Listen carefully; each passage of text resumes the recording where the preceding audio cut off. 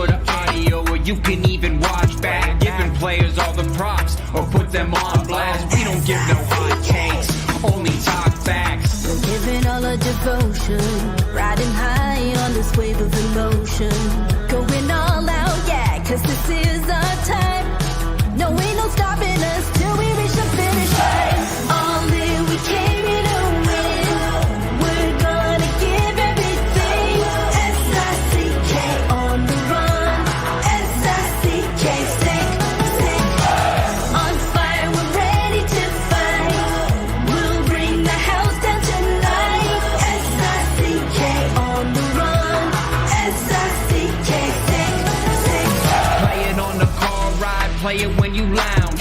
X and O, you know that we can hold it down. Shout out to my man Sammy, got it off the ground. And to all the listeners tuned in right now, got debates, analysis, and speculation. This is sports talk for the new generation. You know where to find us, got a reputation. Sick podcast, your #1 sports destination. We're giving all our devotion, riding high on this wave of emotion. Going all out, yeah, cause this is our time. No, ain't no stopping us till we reach the finish line. All in, we came here to win. We're gonna give everything. S-I-C-K on the run. S-I-C-K, sick. On fire, we're ready to fight. We'll bring the house down tonight. S-I-C-K on the run. S-I-C-K, sick. S-I-C-K, it's the sickest podcast. Tune in for the audio, or you can even watch back. Giving players all the props, or put them on blast. We don't give no hot takes, only talk back. S-I-C-K, S-I-C-K, S-I-C-K, S-I-C-K, S-I-C-K, S-I-C-K, All in, we came here to win. We're gonna give everything. S-I-C-K on the run. S-I-C-K, sick. S-I-C-K, it's the sickest podcast. Tune in for the audio, or you can even watch back. Giving players all the props, or put them on blast. We don't give no hot takes, only talk facts. We're giving all our devotion, riding high on this wave of emotion. Going all out, yeah, cause this is our time. No, ain't no stopping us till we reach the finish line. All in, we came here to win. We're gonna give everything. S-I-C-K on the run. S-I-C-K, sick. On fire, we're ready to fight. We'll bring the house down tonight. S-I-C-K on the run. S-I-C-K, sick. Play it on the car ride, play it when you lounge. X and O, you know that we can hold it down. Shout out to my man Sammy, got it off the ground. And to all the listeners tuned in right now, got debates, analysis, and speculation. This is sports talk for the new generation. You know where to find us, got a reputation. Sick podcast, your #1 sports destination. Giving all our devotion, riding high on this wave of emotion. Going all out, yeah, cause this is our time. No, ain't no stopping us till we reach the finish line. All in, we came here to win. We're gonna give everything. S-I-C-K on the run. S-I-C-K, sick. On fire, we're ready to fight. We'll bring the house down tonight. S-I-C-K on the run. S-I-C-K, sick. S-I-C-K, it's the sickest podcast. Tune in for the audio, or you can even watch back. Giving players all the props, or put them on blast. We don't give no hot takes, only talk back. S-I-C-K, S-I-C-K, S-I-C-K, S-I-C-K, S-I-C-K. Turn up your volume. Because you're about to listen to The Sick Podcast. With Tony Marinaro. 55 seconds left in the penalty, a minute and 27 seconds left in regulation time. Boston 4, Montreal 3. Lafleur coming out rather gingerly on the right side. He gives it into Lemaire, back to Lafleur. The sickest Montreal Canadiens podcast. You're in the ball! Sports entertainment like no other. Rejoint, on lui fait perdre la rondelle, une passe devant. Et c'est le dégagement et ce sera la victoire des Canadiens. Coupe Stanley pour les Canadiens. Leur 23e de l'histoire. You found the dogs! John, you found the dogs! He found the dogs! And all together, they worked a young team to the top.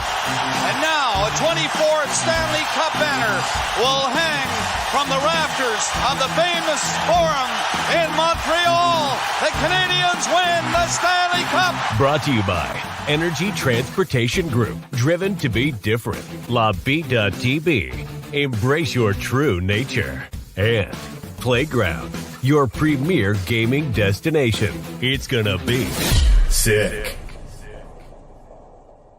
Marinaro, the Sick Podcast on this Monday, September 16. Some would say that the National Hockey League season or the Montreal Canadiens season actually starts today. Why? Because it was the Montreal Canadiens annual golf tournament. And when the golf tournament takes place, the buzz starts going because you start to hear from everyone, of course. You hear from Montreal Canadiens owner Geoff Molson, Executive VP of Hockey Ops Jeff Gorton, General Manager Kent Hughes, Coach Marty St-Louis, Captain Nick Suzuki, and the rest of his teammates, Cole Caulfield, Uri Slavkovsky, Mike Matheson, Kirby Doc, Patrick Laney, et cetera, et cetera, et cetera, et cetera. And that's exactly what happened earlier today at Club de Golf Laval-sur-le-Lac, where many, many, many members of the media were there, including our very own Eric Engels, who's a regular collaborator during last hockey season on Mondays, and he is here tonight. But before we get to Eric, I want to let you know that the Sick Podcast is brought to you in part by Energy Transportation Group, a leading full-service logistics provider serving all of North America, driven to be different. Also brought to you in part by Bittt Tibi. They launched their new ultra lager refreshing thirst quenching beer, perfect for the hot summer days. Only 90 calories, 2 grams of carbs, 4% ABV per can, available in a pack of 6 and 12 in grocery stores all around the province of Quebec. It is ultra light and ultra refreshing. Also brought to you in part by Playground. Looking for the ultimate entertainment experience? Playground has it all.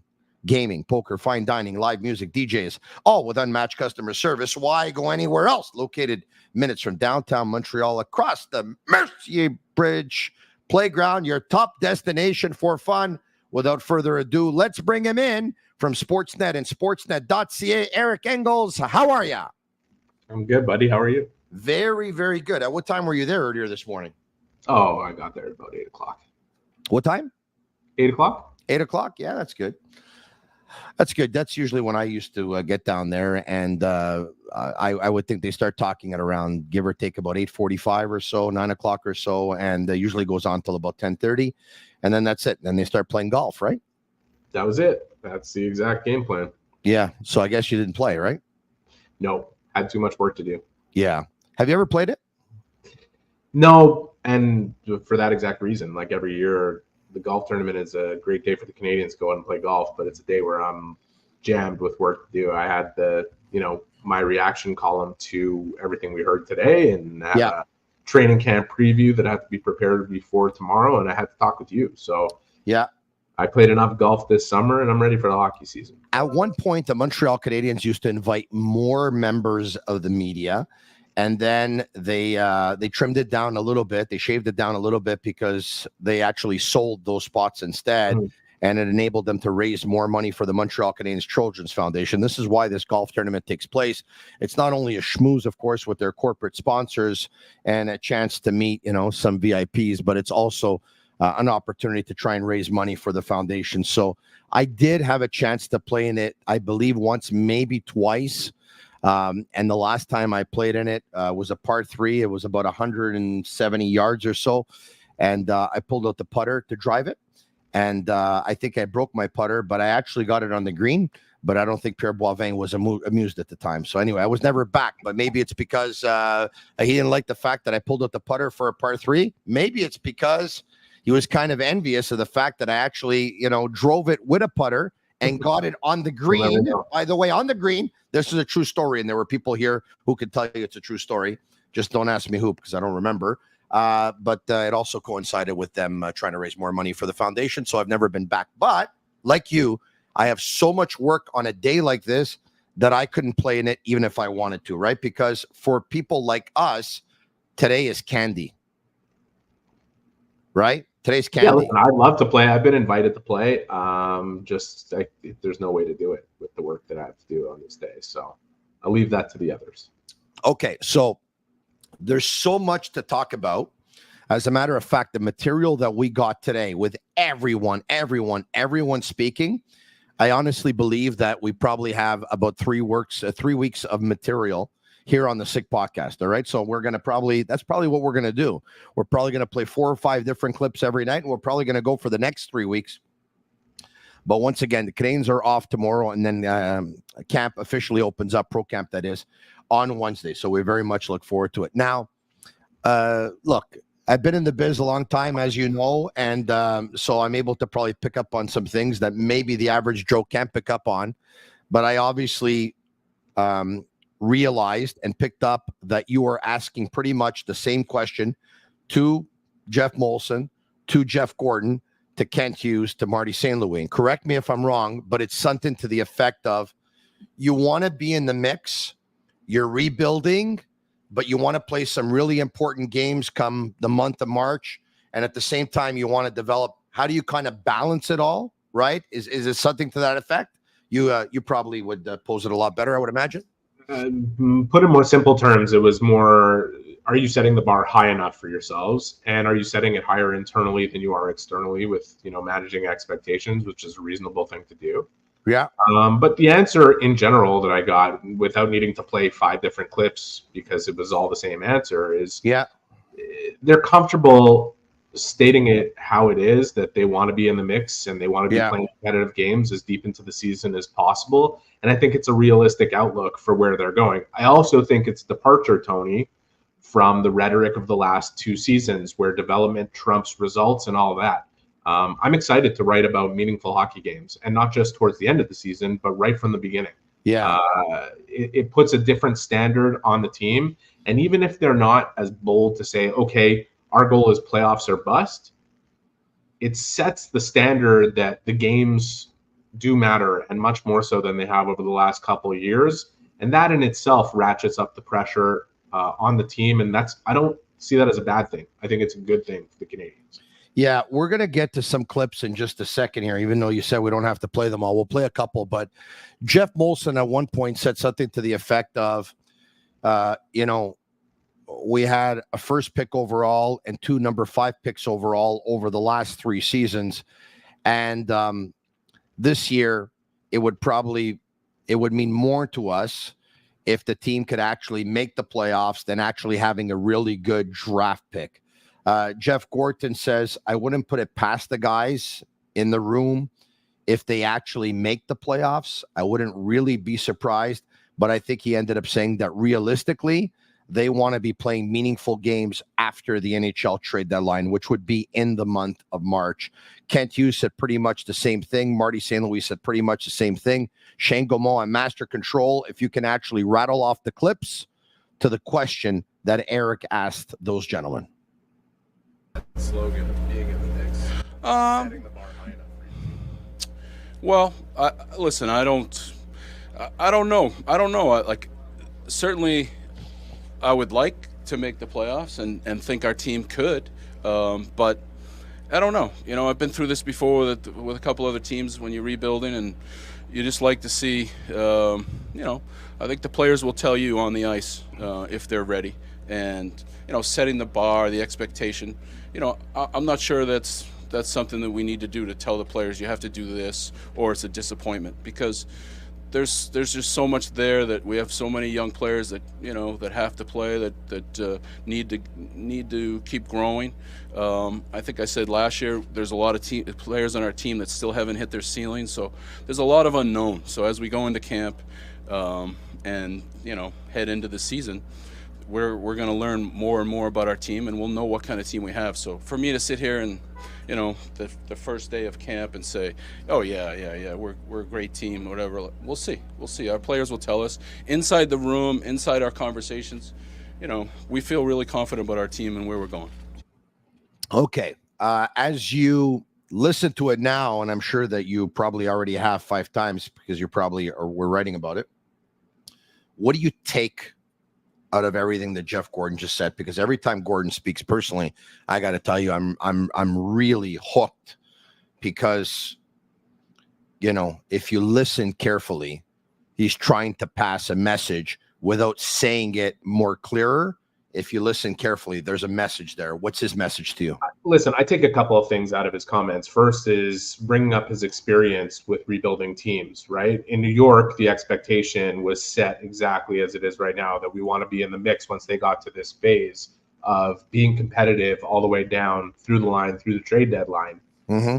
And yet that team suddenly did something that came in above that expectation. It seemed clear to me, and Kent Hughes even used the words himself, that they don't want to dampen the internal expectations of the players. They're not going to stand in the way of them believing that more is possible. But they're being realistic about the steps that are required to get yourself to a more competitive place. It's not very often a team goes from 5th to the bottom, 26th in goals for, 27th in goals against, to a playoff team where those numbers are much more manageable. But it's not impossible either. And I think in the same way they don't want to skip steps in their team building process, they're not going to skip steps in terms of setting the expectations for the team. All right. Okay. I like when he said, you know what, ultimately the players will give us the answer. Right. Yeah. They'll know, right? They'll know. They'll see what's inside that locker room. They'll see how much leadership there is, and they'll see how much quality there is on the ice. And they'll know if they're good enough. But he obviously said that he likes where it's going. But he talked about patience. Geoff Molson talked about patience. Let's get to another clip. How do you balance managing expectations with setting the bar high enough so that you guys can clear it? Expectations with setting the bar high enough. I think the bar is high all the time on our team, and the expectations are always high. But at the same time, I've repeated many times, we're in a process, and the bar is high over the long run, and the bar is high every day as well. But that doesn't mean things are going to change from one day to the next or 1 year to the next. That's something. The bar is high, and the bar is high all the time, but that doesn't mean that things are going to change one day to the next, 1 year to the next. It almost sounded like Geoff Molson is trying to temper the expectations, to tell you once again, we want to make the playoffs, but if we don't, we're not going to cut corners to do it. We're going to stay the course, and if we do, great. If we don't, we probably didn't expect to anyway, but we definitely want to be close. It serves all three of these guys and even the coach to quote unquote temper expectations. But the beauty of it is nothing they're saying is unrealistic.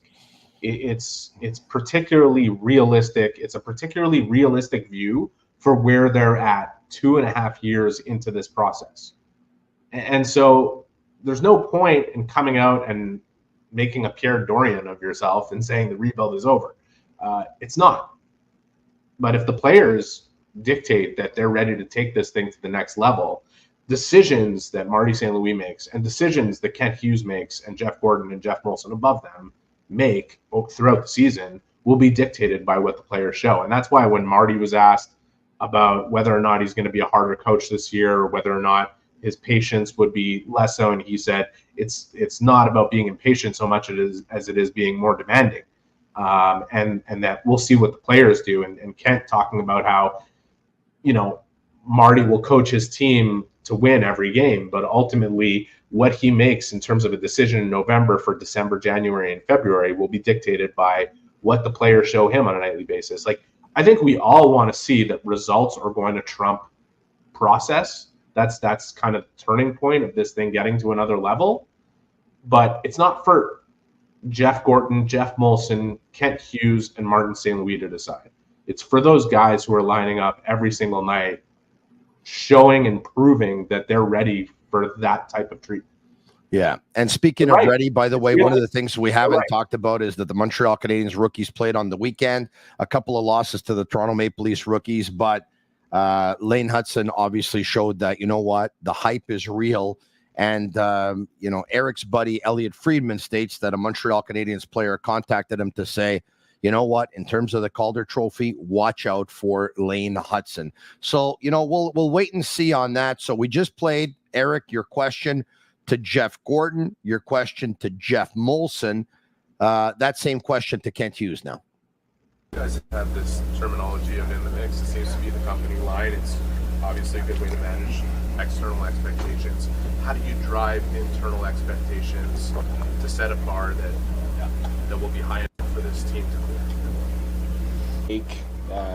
Along the way to win a game, to win a shift, to close out a game versus the individual development. I think it's the same thing. The players, I heard Geoff just at the end saying, like, I would assume there's 32 dressing rooms, right, full of hockey players right now that want to do everything they can to push to try to make the playoffs.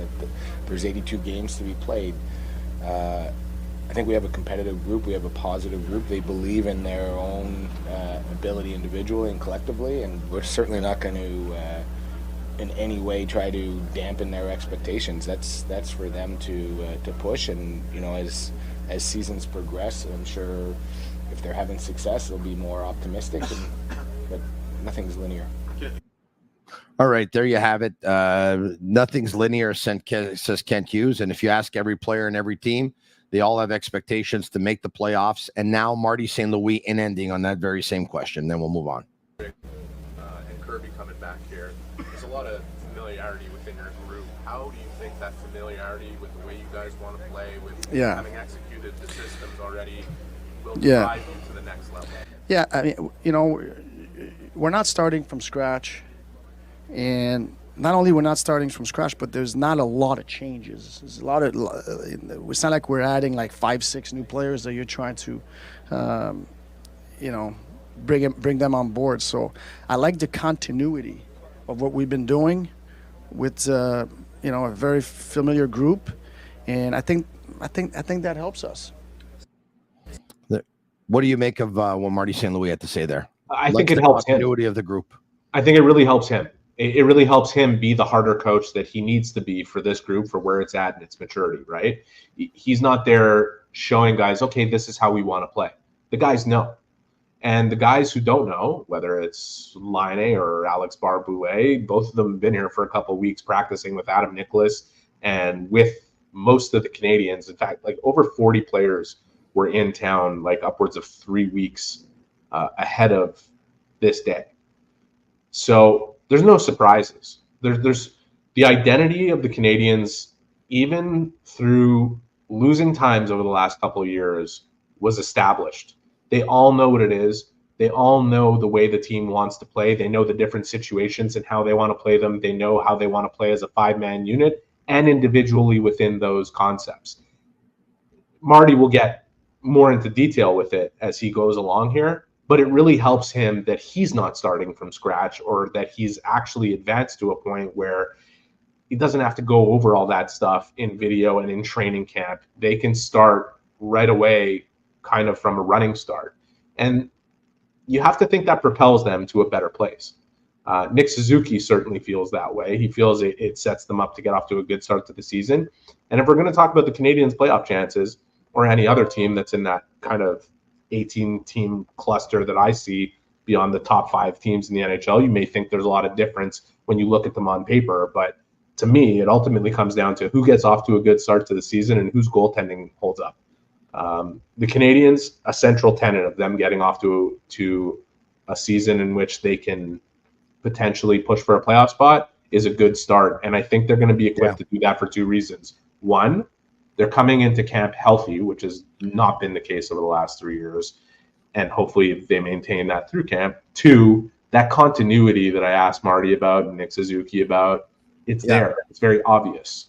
Yeah, and speaking of goaltending, Samuel Montembeault was asked about, with the Four Nations Cup tournament taking place this year, I mean, how motivated are you, and how much is that something you're looking forward to? And obviously, he talked about it being an extra motivation. And he said, chances are the players that are going to be on that team will be representing Canada at the Olympics next year. So he says, I really want to have a great start. I need to start great. So there's an extra motivation for Montembeault, who's going to be in a 2-goalie system compared to a 3-goalie system last year. Caden Primo, of course, is going to be motivated to do really, really well himself. So we look forward to the goaltending in that regard. I want to play a clip from Marty St-Louis. I thought it was also another good question, asking him if Roger Grillo, who was added to the Canadiens organization as a coach consultant, will be on the bench. And reading the press release the other day where they called him a coach consultant and not an assistant coach, I have to tell you, when I read that, I assumed that he wasn't going to be on the bench. And today, Kent Hughes confirmed that he was not. And when asked about Roger Grillo's role, he said, you guys can defer to Marty to that. Ask him about it. So members of the media asked Marty St-Louis about Roger Grillo's role. This is what Marty had to say. Roger Grillo's role be with your coaching staff, and you're comfortable, I guess, now going just 3 guys? Yeah. So when Burr stepped down, I helped Burr with the power play the last couple of years. When he stepped down, I want to have that continuity with the power play, and I wanted to take care of it. And so I didn't feel like I needed to bring a coach in that department, when I want to do it. So it wouldn't be fair for that guy coming in. So I was looking more for somebody that can be an extension of the staff. I was looking for an older person. What Roger has done throughout his coaching career and post-career, he had, the experience that was kind of like very fitting for the position that I was looking for. And obviously I've had a relationship for a long time. So, he's going to be an extension, help for all the departments in the staff so that I can, do my job better, considering that I will take the power play as well. So I'm excited for it. An explanation that makes a lot of sense, eh? The thing, though, however, is that Marty makes it clear to everyone now that because a lot of people asked themselves last year, we know that ultimately the head coach has final say on everything, right? But a lot of people wondered last year how much Marty had to do with the power play. And it's funny because when it did well, everyone said, you see, that's Marty. And when it didn't do well, everyone said, you see, that's Alex Burrows. And that was pretty unfair to Alex. But at the same time, Marty says that, you know what, he was helping Alex Burrows with that power play last year. And now he says, you know what, I wanted some continuity and I wanted to do it. So I didn't want to bring in an assistant coach because it wouldn't be fair to him. So Roger's going to be an extension of the staff. I wanted somebody older. I wanted somebody with a wealth of experience. Obviously, I know him. There's a relationship there, but I find what I was looking for suits him really well, and he ends up being a great fit. And we know that in hockey, right, a lot of it has to do with relationships, Eric, as well. You bring in people that you've worked with in the past or that you know or that you're on the same page with, and those people end up being very, very loyal for a very long time. So I buy the explanation. I get it. The only thing I say is, geez, Marty, why did you want the extra pressure? Even putting the power play on your back. Damn, that's a lot of pressure. But I brought that up earlier today, and Eric Bélanger said to me, it's not a problem. Marty's used to the pressure. He took it his entire career. He'll continue to take it now. Yeah, when I sat down with Marty at the beginning of last season, he said he has as much to do with the power play as Alex Burrows did at any point. And if anything was to go wrong with it, he was as much to blame for it as anybody. Wow. Reality for both guys is that the Canadiens had one power play unit last year, which was greatly affected by Sean Monahan getting traded, by Kirby Dach not being available. They didn't have a second unit. Newhook getting hurt as well, because at one point Newhook was a bumper, right? Yeah, and then he was hurt. Yeah. No disrespect to the guys who are filling the second power play unit, but they're just not traditionally power play guys. And having two units is pretty relevant thing, even if one is going to play more than another. Kirk Muller always said, show me good players and I'll show you a good power play. You need enough of them. And right now the Canadiens have many more of them than they had at this time last year, or at least a couple of weeks into the season, like Dach gone and what they ended up with.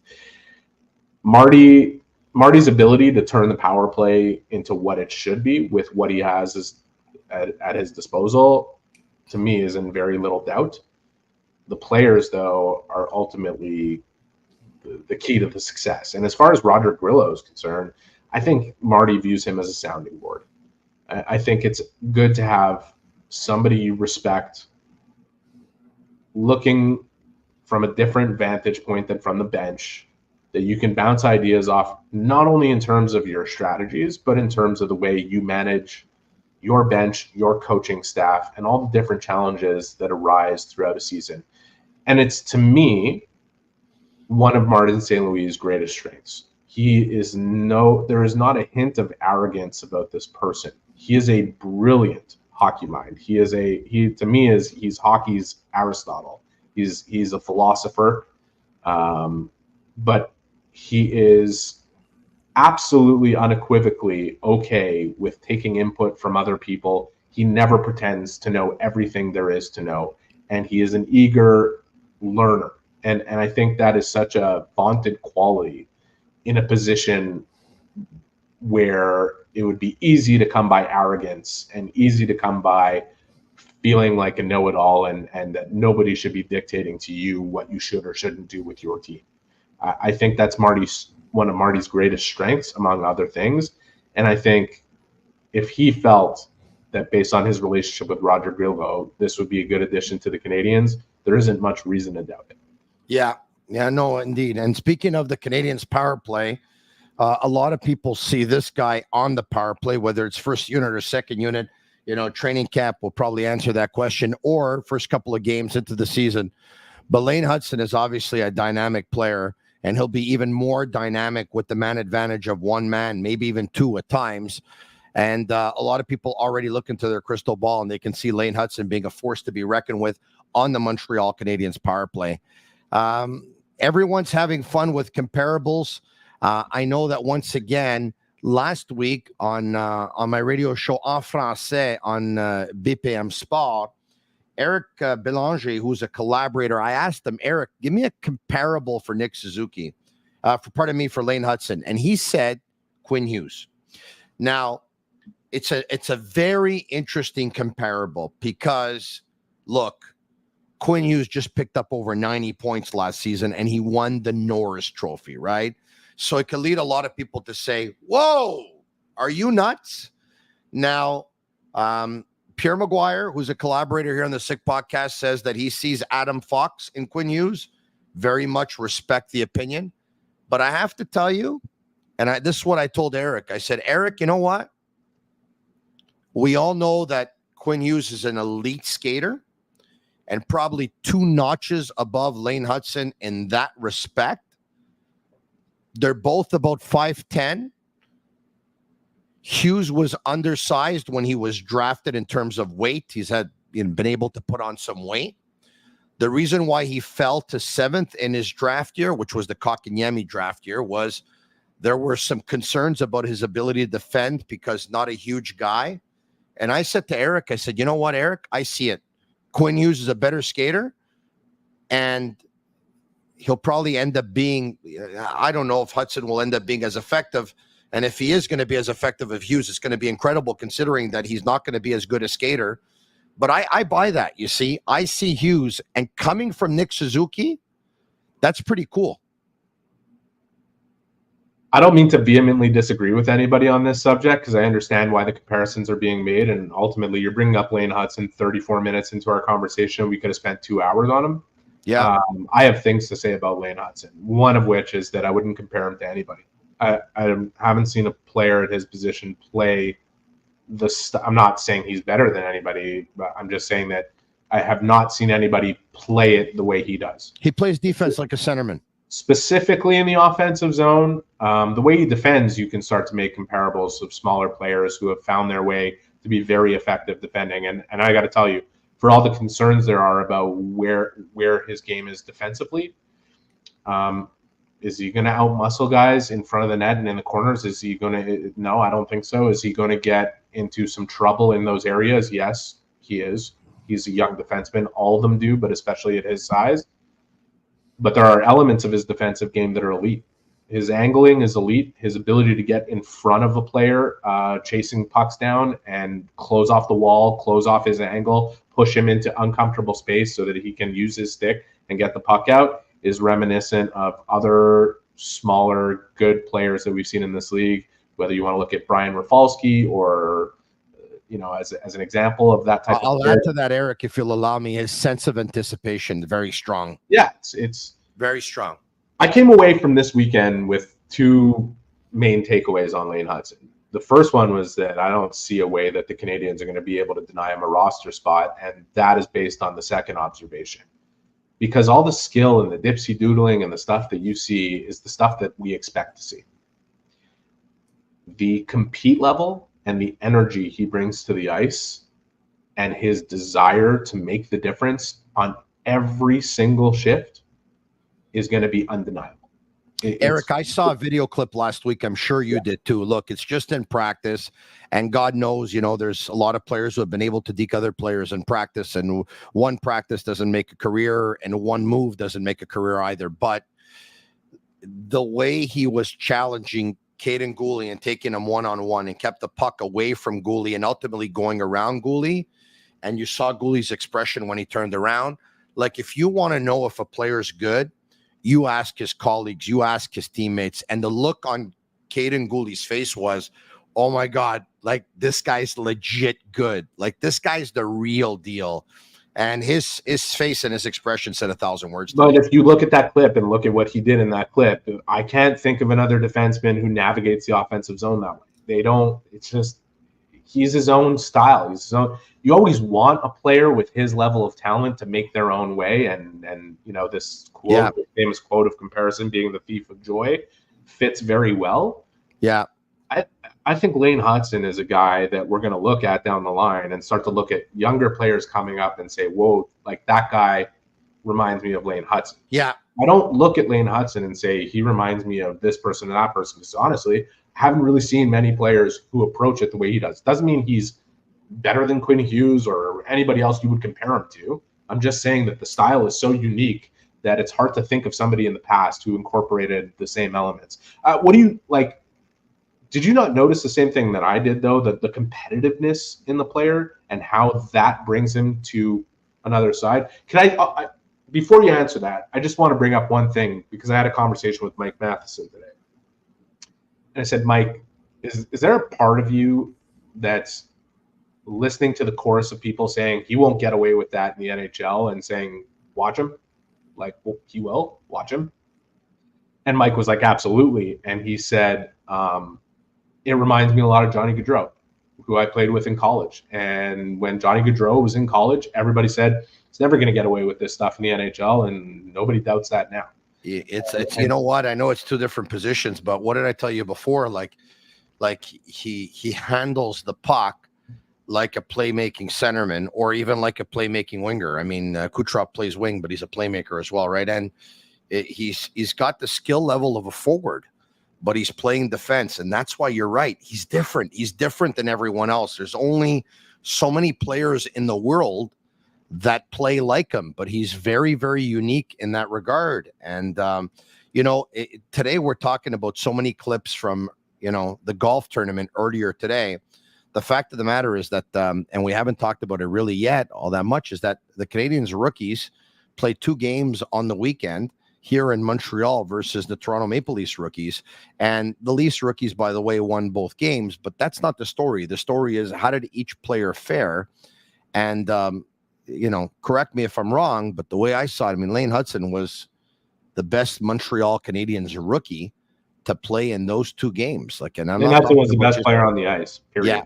Yeah, period. Correct. And listen, Easton Cowan was fantastic in the first game. He was invisible in the second game until he scored a goal that shouldn't have gone in to win the game.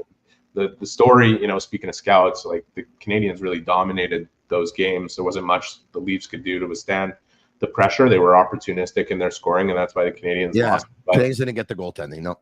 I just, the skill that Lane Hutson exhibits is the stuff that I expect to see. And to the narrative of he won't get away with this or that in the NHL, to me, is bullshit. I he's love gotten away with it. Hold on, Tony. He's gotten away with it at every level. And the one thing about him and the reason why he does, he's smart. He knows what he'll be able to get away with. He's going to get challenged to a point where he can't get away with something. He'll learn from it and move on.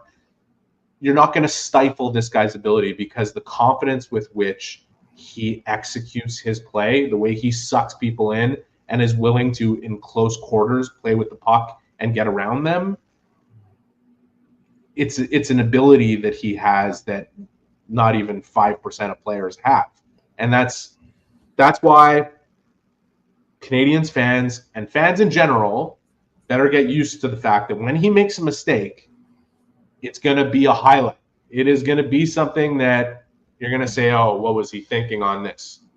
But you want him taking those risks 99.9% of the time because they're going to lead to something much better than the one mistake you see in the one. He's got the perfect coach to be one to try things. And if he makes mistakes, it'll be okay. Because in previous years, maybe he doesn't land on the right coach, but I think he's got the right one. And you know what? I say I totally agree with you. I'm going to bet on Lane Hutson. I've been saying it here over the past couple of weeks. I think he's going to be a future number one defenseman in the National Hockey League. I know this is going to be all over YouTube and Twitter and Facebook and all that stuff. And maybe someone's going to go out there one day and take the clip and they're going to put it out there. And so be it. I'm willing to live with it. I believe in this guy. You know, sometimes people will say, he'll never make it in the National Hockey League. He's too small. And not about Hutson, but about smaller players in general, right? And then you can come back and you can always say, oh, really, huh? And I know it's different positions, but you could say, well, how about Marty St-Louis and how about the late Johnny Gaudreau and how about the Thierry Fleury and how about what's the thing that connects all those players aside from the tantalizing skill that they have? I would say hockey IQ is one. I would say determination and competitiveness and character. These are some of the traits that, and so what am I getting at here is that when someone says, he won't make it, he's a small player, and then you name these other players, they'll tell you, okay, they did, but those guys were special. They were off the charts good. And I think they're going to say the same thing about Lane Hutson one day. I'm not betting against him because he's special. I think ultimately they will too. I don't know if he's going to be a traditional number one defenseman. I don't need to label him that. I think he will be a star, and I think he has the potential to be a star right away. If he picks up 70 points, is he a number one? I think we get too stuck in these types of labels because is he a guy that you're going to play in every single situation and depend to shut down the best player in the world? Maybe Goulie's that guy, but maybe Goulie can't do what Lane Hutson can do on the other side of it or has as complete of a pro. It's hard to say, but I see a star. I see a star. I see a guy that you and I were talking about 2 months ago as a guy who was going to threaten for the Calder Trophy this year. Yeah. And the thing that put me over the edge on this, and I know some people are going to be looking at this and they're cringing and saying, like, why are you heaping all these expectations on a player who hasn't even played in the National Hockey League more than 2 games and this and that? Because he has that element. He just has it. And the thing that tipped me over is the competitiveness. I join you in this. His compete level is through the roof. He's a dog on a bone. He does not stop. The Canadiens see him that way. The scouts in attendance saw him that way. Everyone who knows him, who has ever played with him, whether it's Macklin Celebrini or Luke Tuck, who I was talking to in the Canadiens room, have no question about this kid and that he will not be denied his stardom. And I will say this to the people who say, oh, he's just going to be a power play specialist. Like, you're off. I love the kid. I love everything about him. I love the way he skates. I love the way he stick handles. I love the way he smiles. I love the way he plays. He has a passion for the game. And ultimately, you know, you talked about the character and the gamer in him and the determination. But in any walk of life and any job, right, the ones who are the most passionate about their job and have the most fun at it are the ones that end up being the best at it. This guy is so passionate. And those 2 games that he played on the weekend, like, he played them with an intensity of somebody wanting to play like in a Stanley Cup final type of thing. And they were just 2 meaningless rookie games. I love the kid. I'm not betting against him. And I tell you this, anyone who can get close to a point per game or a point per game, regardless of whatever faults and weaknesses they may have, I think most people will say that's a star player in the National Hockey League. And I think that Lane Hutson's going to be able to get to that. I think he'll get close to a point per game, if not hit a point per game at one point in his career. And if you think that's funny and you think that's a joke, you probably didn't think Quinn Hughes was going to do it either. And he picked up over 90 points last year. Just balance it against the reality that he's going to get smoked a couple times. Like he did on the weekend. He's going to make highlight reel level mistakes. He's going to get exposed in his own zone. He's going to have issues at times with guys in front of the net and in the corners. It's no different than any other player who's 20 years old at that position coming up through the ranks. It'll happen over the first couple of years that he's in the league. It happened to Quinn Hughes. It happened to Adam Fox. It'll happen to just about anybody of that profile. It happened to PK Subban too. But even in year one, the good's going to outweigh the bad. And you know what? And I'll continue. It happened with PK Subban. Like PK would pinch sometimes at the wrong time, and the coach would get upset. Ends up being a goal against. But at the end of the day, PK made you win more games than he made you lose. And in the playoffs, there's not too many players that you would have taken over PK, any position. Eric, a lot of fun as always. Tony, before we go, yes. One of the best things for Lane Hutson is that Mike Matheson is here. Of course. And for anybody who looks at the two of them and says, well, you can't have two of those guys in the lineup, I don't see how you could see that as a negative. But the value of Matheson's experience as a shepherd to Hutson as he comes along, just speaking to Matheson today and the couple quotes he gave me about Lane and what he expects to learn from Lane and not only teach him, this is a real great thing. And that Mike Matheson's leadership should not be undervalued or underestimated, because you hear about the other things he said today, the consistency he expects the Canadiens to play with, the standard that he wants to hold them to as an assistant captain on the team. This is an extremely valuable player, and not just because he puts up over 60 points in a season. Matheson will be a fantastic mentor to Lane Hutson, and David Savard will be a fantastic possible defense partner to Lane Hutson. Eric, thanks so much. We'll talk to you soon. Pleasure, Tony. Special thanks once again to Energy Transportation Group, to Bittt, to Tibi, and to Playground. And special thanks to all of you. And thanks for watching, of course, the Sick Podcast.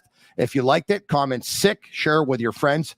Leave us a 5-star review on Apple. It's our way of feeling the love. A shout out, of course, to Accent Insurance Solutions. You know, all insurance isn't created equal, and you know where to find the right solution for you. Accent Insurance. Accent doesn't sell insurance. They shop insurance for you to find the right product right on the money. Whatever your insurance needs, home, automobile, or business, call them at 514-363-3636 or visit their website, accentassurance.com. So once again, special thanks, Energy Transportation Group, to Bittt, to TB, to Playground, and to Accent Insurance Solution. And special thanks to all of you. For Shane Gamoa, Master Control, thanks for watching the Sick Podcast. We'll be back tomorrow night, same time, same place. I'm Marinaro. And that's a wrap. Hope you don't miss us too much until next time. Follow the Sick Podcast with Tony Marinaro on YouTube, Instagram, Facebook, Google Play, and Apple Podcasts. The Sick Podcast is brought to you by Energy Transportation Group, driven to be different. LaVie.tv, embrace your true nature. And Playground, your premier gaming destination.